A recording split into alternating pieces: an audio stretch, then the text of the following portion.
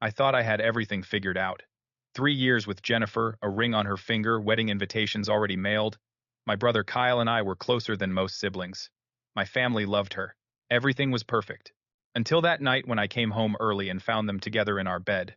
The two people I trusted most in this world had destroyed everything. I never thought the two people I trusted most would destroy everything in a single night. Before I dive into what happened that night, let me know where you are watching from in the comments below. Hit that like button and subscribe because what my family did next will make you question everything you thought you knew about loyalty. I met Jennifer 3 years ago at a small coffee shop downtown on a rainy Tuesday morning. She was sitting by the window reading a book about architecture, and when she looked up and smiled at me, I knew my life had just changed. We started talking and hours passed like minutes. That first conversation led to our first date, which led to 1,000 more moments that made me believe I had found the one. Our relationship was everything I had dreamed of. We took our first trip together to the mountains that fall, camping under the stars and talking about our future. When I brought her home to meet my family for Thanksgiving, my mother hugged her like she was already her daughter. My father shook her hand and told me privately that I had found a good woman. And Kyle, my younger brother who was 3 years behind me, immediately took to her. He said she was like the sister he never had. Kyle and I had always been close. Growing up, I was the one who protected him from bullies at school. When he struggled to find work after college, I helped him pay his rent for 6 months until he got back on his feet. When he went through a bad breakup 2 years ago, he stayed on my couch for a month, and I listened to him every night as he processed his pain. He was not just my brother. He was my best friend. Last spring, I proposed to Jennifer at the same park where we had our first date. I got down on one knee by the lake at sunset, and when she said yes, I felt like the luckiest man alive. We set the wedding date for October, booked a beautiful venue outside the city, and started planning our future together. Jennifer quit her job to focus on wedding preparations. I worked extra hours to save for our honeymoon in Italy. Everything was falling into place. But 2 months before the wedding, I started noticing small things that did not sit right with me. Jennifer would be on her phone constantly texting someone and smiling to herself. When I asked who she was talking to, she would say it was just a friend from work even though she was not working anymore. She started going out on Friday nights saying she needed time with her girlfriends. I trusted her completely, so I never questioned it. Around the same time, Kyle also became busy on Friday nights. He would tell me he was hanging out with his buddies, going to bars, or watching games. I thought nothing of it. My brother and my fiancée were both adults with their own lives. Why would I ever suspect anything? Then one Thursday night, I came home earlier than expected from a client dinner. It was around 11 p.m. As I turned onto Jennifer's street, I saw Kyle's truck parked right in front of her apartment building. My stomach dropped. I sat in my car for a moment, trying to think of a reasonable explanation. Maybe he was dropping something off for me. Maybe they were planning a surprise for the wedding. I called Jennifer. The phone rang 4 times before she picked up, her voice sleepy. She is already in bed, she told me. I am exhausted. We can talk tomorrow. I said okay and hung up. Then I called Kyle. He answered after 2 rings, music loud in the background. He said he was at his friend Tommy's place watching a game. I could hear people talking and laughing behind him, but his truck was right there parked in front of her building. I sat in my car for another 10 minutes, my hands shaking on the steering wheel. There had to be an explanation. There had to be. I drove home that night and barely slept. I kept telling myself I was being paranoid, that the stress of wedding planning was making me see things that were not there. But the feeling would not go away. It ate at me for days. I started paying closer attention. I noticed that Jennifer's Friday night outings always coincided with Kyle's. I noticed that when the three of us were together, they barely made eye contact. I noticed that Jennifer had a new necklace she said she bought herself, but I had never seen her wear it until recently. The following Tuesday, I told Jennifer I had to go on a business trip for 3 days. She kissed me goodbye and said she would miss me. I told Kyle the same thing when he called to ask if I wanted to grab beers that weekend. I said I would be out of town, but I did not go anywhere. I stayed at a hotel 15 minutes away, and that first night I drove to Jennifer's apartment and parked down the street where she could not see my car. I waited. At 9 p.m., Kyle's truck pulled up. He got out, looked around quickly, and walked into her building. I sat in my car watching the entrance, my heart pounding so hard I could hear it in my ears. 1 hour passed, then 2. At 11:30 p.m., the lights in Jennifer's second-floor bedroom were still on. At midnight, Kyle's truck had not moved. By 1 a.m., I felt sick to my stomach. By 2 a.m., I knew. At 3 a.m., I could not take it anymore. I got out of my car and walked to her building. My hands were shaking as I pulled out the spare key she had given me months ago. I unlocked the front door and stepped inside. The building was silent, except for the humming of the refrigerator in the hallway. I climbed the stairs slowly, each step feeling heavier than the last. When I reached the second floor, I heard voices. Laughter. It was coming from her bedroom. I recognized both voices immediately. My brother and my fiancée. I stood outside her door for what felt like an eternity. Part of me wanted to turn around and leave to pretend I had never seen anything to go on believing in the life I thought I had. But I could not. I had to know. I turned the doorknob slowly. The bedroom door was cracked open, and soft light spilled into the hallway. I pushed it open wider and stepped inside. And there they were. Jennifer and Kyle were in bed together. Clothes were scattered across the floor. His shirt, her dress. They were tangled in the sheets, laughing about something completely unaware that I was standing there. For a moment, time stopped. I could not breathe. I could not move. Every memory I had with Jennifer flashed through my mind in an instant. Every conversation I had with Kyle, every time I trusted him, every moment I believed we were a real family. All of it shattered in that single second. I reached over and flipped the light switch. The room flooded with brightness. Jennifer screamed and pulled the blanket up to cover herself. Kyle jumped up, his face going pale. For a long moment, none of us said anything. The silence was deafening. Then Jennifer started crying. "Duke," she said, her voice shaking. "I can explain. This is not what it looks like." I stared at her. My voice came out calm, colder than I had ever heard it. "It is exactly what it looks like." Kyle was scrambling to put his pants on, his hands trembling. "Bro," he stammered. "I am so sorry. I do not know what happened. We were drunk. It was a mistake." I looked at him. My little brother, the person I had protected my entire life. "How long?" I asked. Jennifer sobbed harder, covering her face with her hands. Kyle looked at the floor, unable to meet my eyes. "How long?" I asked again, louder this time. 2 months, Jennifer whispered. 2 months. The same 2 months I had been planning our wedding. The same 2 months I had been working extra hours to pay for our honeymoon. The same 2 months I had been excited about building a life with her. "How many times?" I asked. Kyle finally looked up at me, tears streaming down his face. "I do not know, man. Maybe 7 or 8 times. 7 or 8 times. In this apartment. In the bed I had bought for her last year for her birthday. The bed where I thought we were building our future together." Jennifer got out of bed, still wrapped in the sheet, and tried to reach for me. "Duke, please. I love you. This does not mean anything. We can work through this." I stepped back from her. "There is nothing to work through." "She came on to me first," Kyle said, suddenly his voice desperate. "She was the one who started it." Jennifer spun around to face him, her eyes wide. "Are you serious right now? You told me you had feelings for me. You said Duke did not appreciate me the way you did." They started arguing with each other, pointing fingers, blaming each other. I stood there watching them destroy each other with the truth. And in that moment I realized something. Neither of them actually cared about me. They cared about themselves. They cared about not getting caught. They cared about making themselves feel better about what they had done. I walked over to the nightstand where Jennifer kept a small jewelry box. I opened it and pulled out the engagement ring I had given her, the one she always took off before bed to keep it safe. I held it in my hand for a moment, remembering the day I bought it, the way I had saved for months to afford it, the hope I had felt when I slipped it onto her finger.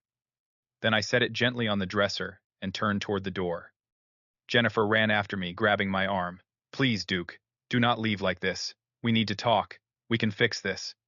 I looked at her one last time. Her face was red and swollen from crying. Her hair was a mess. She looked nothing like the woman I thought I knew. "There is nothing left to fix," I said quietly. Then I walked out. I drove to my parents' house and sat in my car outside until the sun came up. I did not cry. I did not scream. I just sat there feeling completely empty. At 7 a.m., I finally went inside. My mother was in the kitchen making coffee. When she saw my face, she knew immediately that something was wrong. I told her everything. I told her what I had seen, what Kyle and Jennifer had admitted. My mother's face went pale. She sat down at the kitchen table and put her head in her hands. My father came downstairs a few minutes later, and I had to tell the story again. He stood there in silence for a long time, his jaw clenched, his hands balled into fists. Then he said, "He is not welcome in this house anymore." But that afternoon, Kyle came home. He walked in through the front door like nothing had happened. When he saw me sitting in the living room, he dropped to his knees and started sobbing. Duke, I am so sorry. I messed up. I do not know what I was thinking. Please, you have to forgive me. You are my brother. You are all I have." My mother started crying too. She got down on the floor next to Kyle and held him. My father stood in the doorway, his expression torn between anger and heartbreak. Kyle kept begging, kept saying he would do anything to make it right. And slowly, I watched my parents' resolve weaken. Over the next 2 days, the narrative started to shift. My mother began saying things like, "He made a terrible mistake, but he is your brother, your only brother." My father said, "Family is forever, Duke. Women come and go, but blood is blood." Aunts and uncles started calling me, telling me I needed to forgive Kyle because he was young and foolish. My grandmother called and said Jennifer had seduced him, that it was not really his fault. Everyone was making excuses for him. Everyone was trying to protect him, and no one was asking how I felt. Jennifer's family started reaching out too. Her mother called me crying, begging me to give her daughter another chance. She said Jennifer loved me, that this was just a mistake, that everyone deserves forgiveness. She even brought up the wedding deposits we would lose if we canceled, as if money was supposed to make me feel better about being betrayed.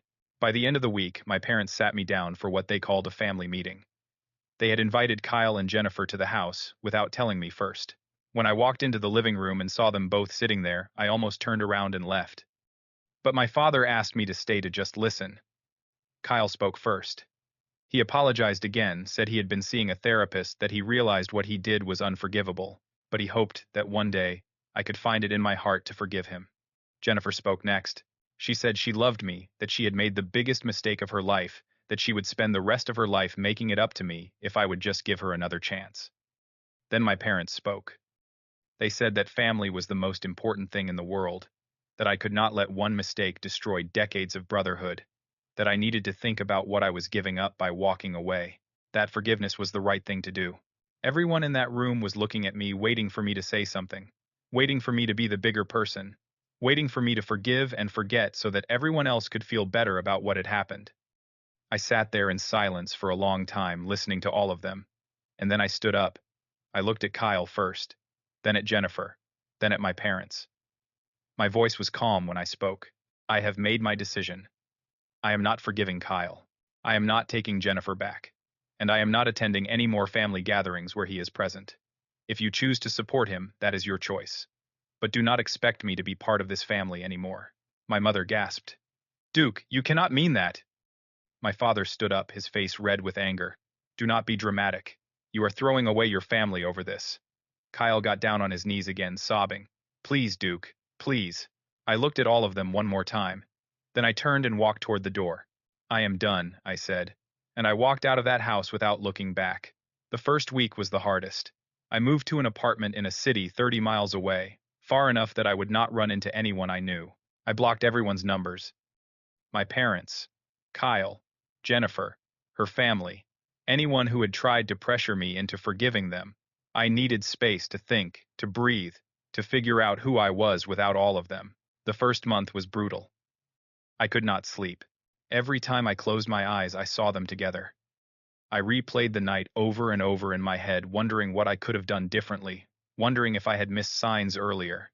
Some nights I sat alone in my apartment and wondered if I had made the wrong choice.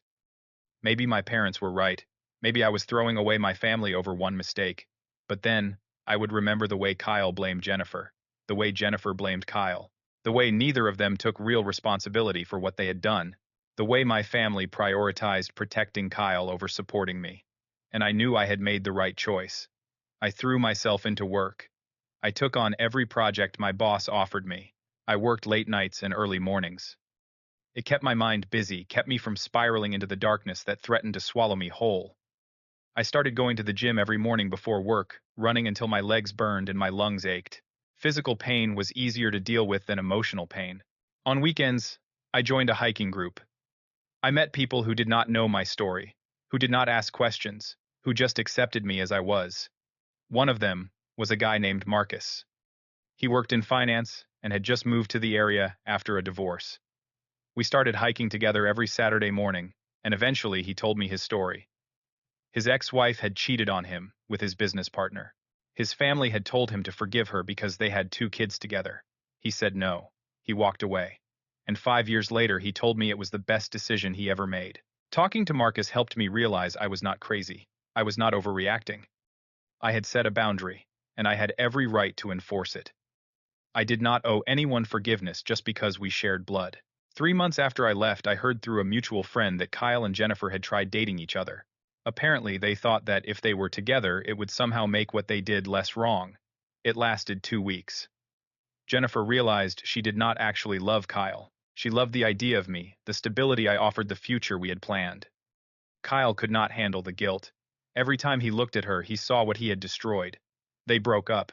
Jennifer tried reaching out to me dozens of times, leaving voicemails saying she was sorry that she had made a mistake, that she wanted me back.